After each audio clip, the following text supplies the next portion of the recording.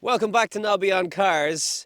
This is a vehicle, the Landcruiser, if it needs any introduction to you, that has been on this planet in one way or another for over 70 years. And this is a business class version of the Landcruiser, and for all intents and purposes, that just means it's a passenger one, not commercial. But here's why you don't see too many passenger versions of it.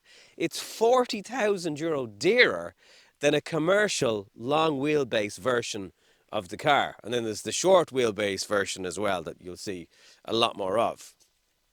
But this is a Landcruiser for 2022 into 2023. So it's a 2.8 diesel with 204 brake horsepower. Not huge numbers by any imagination. But when you get weather like this, and it's a Saturday, and normally at the weekend, this part of the Dublin mountains would be fairly chocker. But you need something like this to actually get home again. And that's where something like a Landcruiser, despite its mere 204 brake horsepower, comes all into its own. You've got a lovely groove over your bonnet here, big, huge, unmistakable grille, all the ground clearance you're ever going to want to need in an off-road vehicle. And you could also argue to the point of probably being stubborn that Toyota haven't changed the design of this generation Landcruiser since the mid-noughties. It still looks exactly the same. Yes, there's been tweaks under the bonnet. Yes, it's definitely more fuel efficient than it used to be. And if you get a business version of this, you'll get keyless entry on your doors, which will lock the mirrors and the mirror housing once you have the key in your pocket. Huge big roof rails, side sills to help you get into the vehicle, tons of grab handles, even for small kids that don't struggle to get into it.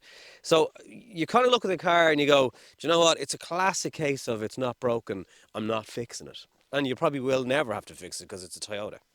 That said, there could be a few things that they could do better, like the fact you get halogen headlights with LED daytime running strips on the side. A little bit strange. Same on the rear lenses. So it's a bit annoying that if you have the key in your hand and you try and open the rear of the vehicle, you can't. You still need the key. So this opens very, very wide indeed. So you've got to be careful where you're going to park this just because of the size of it. But it's obviously great for loading things in and out because it's so wide. Dog can jump down. There's no lip. So very practical boot. Drop those seats and it's just a cave basically with plenty of load height as well. So again, it's just a Landcruiser. It does what it says on the tin all day long. Oh, and also if you just want to load, there's a little bit of struts on that which help close the boot. If you just want to open this part of the vehicle, you can open it this way as well. Just a little button down the side. That's pretty light actually. All the space you'll ever need is also in the rear of the Landcruiser. If you do have kids, there's space for them. If you don't need their boosters, that's fine. You've got Isofix on either side. Nice big armrest, which has some drinks holders in it. Adjustability in your seats. You can kind of arrange the different configurations that you need in the vehicle. Drop the seats down, whatever is needed. They all click very easily back into place. Decent kind of flat floor actually, which again is brilliant for legroom and space. It's just a couple of air vents and a 12-volt charger in the back. No individual climate control. Again, in a business version especially, I'd probably love to see some actual climate back here. There's nets for storage, great big pockets in the doors. As I mentioned, the grab handles make life just easier for getting in and out of the vehicle because it is obviously substantially off the ground. Okay, climbing up into the vehicle shouldn't be difficult for anybody. Grab handle there if you need it. Great size one here also. You've got just a push start for the vehicle. Automatic gearbox. I haven't tried sport. I don't see why you would try sport. You've got 12-volt and USB charging going on down here. Great big armrest. You can just have this lid or second button opens. Bigger storage area. More storage down here for cups. In here for phones and sunglasses.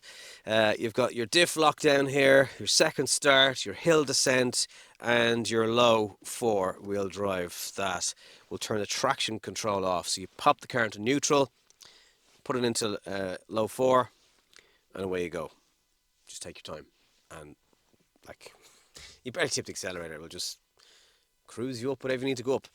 Now, Toyota are now doing CarPlay, which is fairly well known at this stage for a couple of years. It is wired, though, so you need a cable to plug in, but then you can listen to all your podcasts. If you don't want that, you can use your maps. Again, there's no nav on this vehicle. Again, for the price, you'd be like, what's the story with that?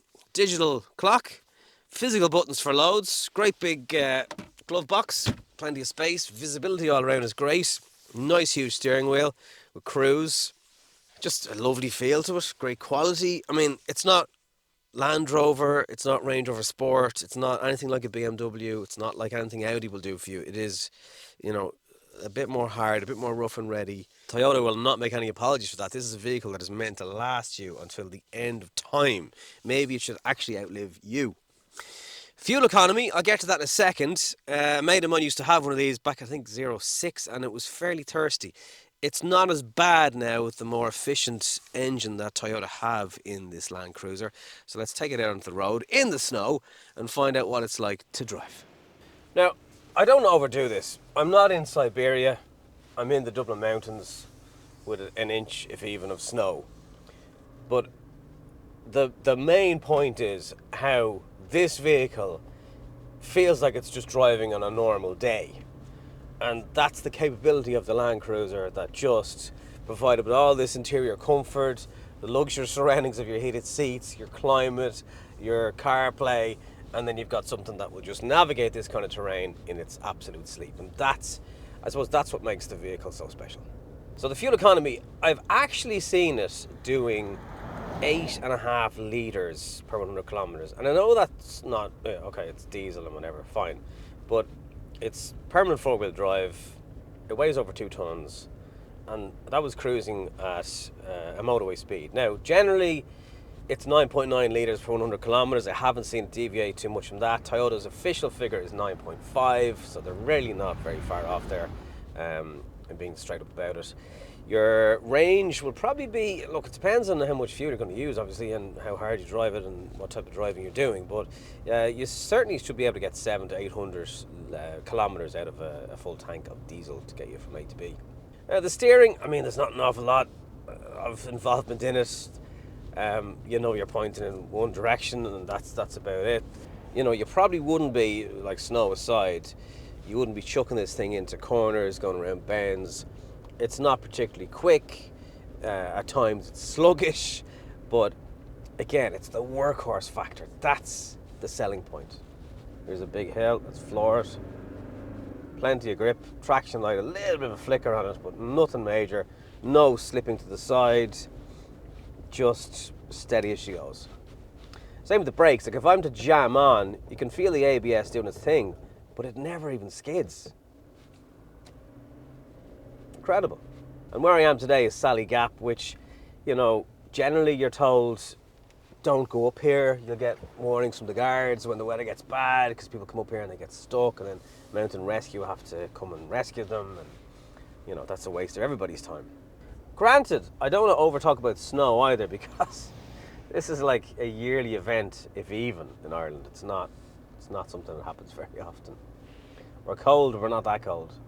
Great seating position though. You do feel a king of the road. I actually got, it must be a thing with Landcruiser drivers, I got a bit of a thumbs up, bit of a finger wave from a couple of people during the week. It's kind of a bit of respect for a vehicle like this. And I think people know the heritage involved in the Landcruiser as well, so there's probably a perception that if you have one, you need it. It's not the kind of thing you're going to buy. You're not going to spend 90 grand on a Landcruiser unless you actually have use for it. Then in terms of towing, 3.5 ton braked is the official figure from Toyota.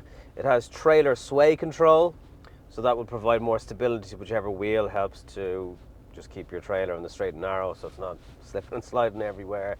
And then the way the lock works, the diff lock on it, you can set it that both wheels will move at the same speed. So if you were stuck somewhere, there's a button, you touch that, hopefully all the help you need to get you out of where you're stuck will come from the actual Landcruiser itself. So all in all, an extremely capable off-road vehicle. Yet it can do the school run, it can do the shops, you can stick the dog in the back. It will do kind of everything you need. and then some. And there's a 3-year warranty with it, 100,000 kilometers. It seems kind of low, actually. They nearly don't have anything to be afraid of, so why is it so low? That's something that I just thought was strange. Because, like, think of the Landcruisers you see on the roads even. Yes, you'll see some new ones, but you'll also equally see some very, very old ones that still look absolutely perfect, like they've been minded and serviced or whatever. So look, great fun in this vehicle. Really enjoyed my week with it. The snow was an added bonus. But Landcruiser, is it still king of the cruisers? Absolutely. Are there better, more fancy vehicles? Absolutely. And you know, you will definitely come up against, well, I could get a Land Rover for this money and a business class Toyota for that money. They are all the man, woman maths you have to do in your own head. So this is the Take It Anywhere Toyota Land Cruiser in business class, but a lot of what we've covered today will work on the commercial version of the Jeep as well. Obviously this is just a little bit extra luxurious, but a massive difference in price. Now if you can get it ex-VAT, there's quite a chunk off it, but I just get the sense there's really nothing that you couldn't throw this thing and it would just say, no, I'm going home, where's my ball? It just wouldn't happen. Now, it's a very expensive place to go to get around in something that's so capable. But if your business requirements or you're a farmer or whatever you are, you know, we had a look earlier on in the year at the Land Rover. If you want to have a look at that, you can check out the video. Just as capable, but I think this will do the same job with just less complicated gadgets, and it just does it with ease. Getting up here quite high into the mountains today. As I said, it's a weekend and it's deserted. It just shows you how kind of tricky the roads are. This thing was just cruising along at 60, 70 kilometers an hour in the snow, no problem. So it's quite the vehicle, quite the price tag, but you can see why the Landcruiser has been part of our lives for over 70 years. It's just incredible. Thank you very much for watching. If you have any comments or questions, if you've owned one, if you've had the first generation one or second generation, let us know what it's been used for these days. And thank you very much for watching.